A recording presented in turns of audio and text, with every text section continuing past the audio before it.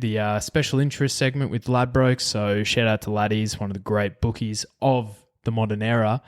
So this week we're doing rags to riches. So just because we've bought a filly recently, which is on the cheaper side, we're daring to dream. So hopefully we can get one of our filly can hold a rein to some of these horses that we're going to talk about here. So it's our top 5 rags to riches stories of some horses. So in number 5, we have She Will Reign.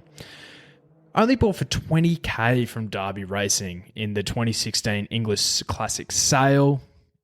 And she only raced as a 2 and 3-year-old.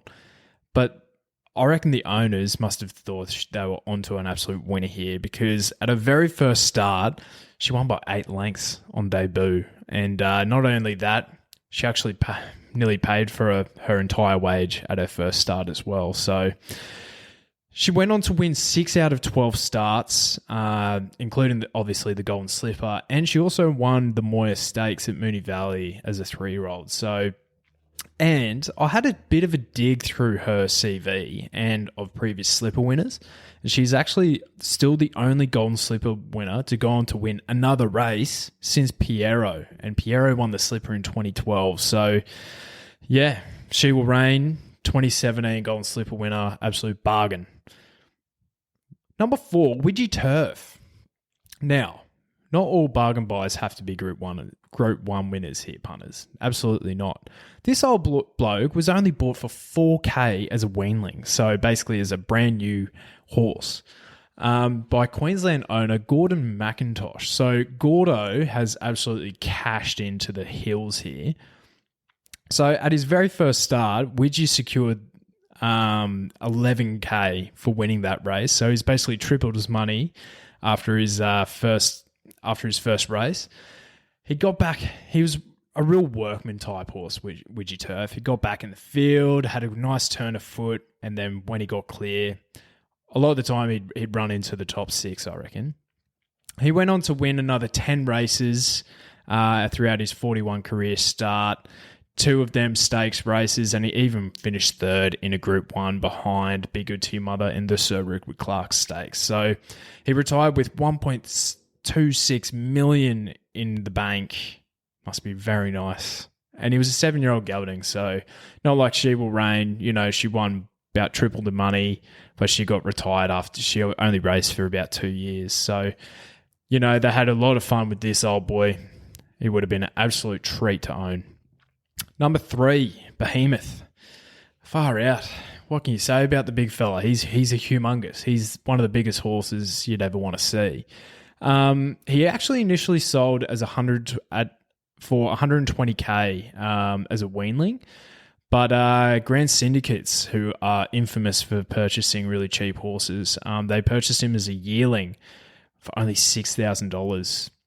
So I think I've read a story about Behemoth that they actually tried to sell him overseas to Hong Kong, but he failed every vet test known to man. And yeah, that's why they got him so cheap. So they took a punt, and gee whiz, hasn't it paid off. So he placed as a 2-year-old, and then he won his first race as the 3-year-old. And he's just been super consistent, winning 2 Group 1s over 1,400 metres at Caulfield. He's gone on to run in the Everest and in the All-Star Mile. He has $2.5 million in the bank. Gee whiz. Sometimes syndicates really pay off big. Number 2, Mystic Journey. Remember her? So number 4, number 2, whatever it is. Retired Sydney barrister Wayne Rosser bought this girl for $11,000. And he thought that this girl was quite special, and he was bang on. So she was the inaugural winner of the All-Star Mile, but actually the start prior to that, she won the Australian Guineas as a 3-year-old. People were, at the time, I remember the chat was that she's the second best horse behind Winks in the country, so that she did taper off a bit / a lot, but I think you just have to appreciate what she was at the time. She was just a fantastic horse. So she went on to win $4 million in prize money, which is just absolutely insane. And if she, I actually don't know the status of Mystic Germany. I'm assuming she's retired. She goes on to stud. Surely she's worth a little bit of something. Now, the last horse on this list. Now, we're proud Queenslanders on this show. So, obviously, we're going to put the big boy Buffering in there for Robbie Heathcote Racing. $22,000 he costs. So, he is the most expensive horse on this list. But he's actually gone on to be one of the highest money spinners in Australia ever.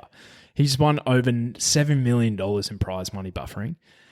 So, and Jonesy wrote this part, but I'm reading it out. But what was insane is that, and I didn't know this, that because he was racing behind Black Caviar and Haylist, two absolutely guns at the time, always the bridesmaid, never the bride, he just couldn't get the chockies. So he actually didn't win his first Group 1 until he was a 6-year-old, which is insane. But he still went on to win 7 Group 1s, including one over in Dubai, which is absolutely insane. So the only knock on him is that he couldn't get a Group 1 in his home city, home state in Brisbane. But you know what? We'll take that, Buffering. So Big Buff made our number 1 on this list. So let us know if we missed any. I'm sure there's tons. If there's any bargain buys that you reckon should have made the list.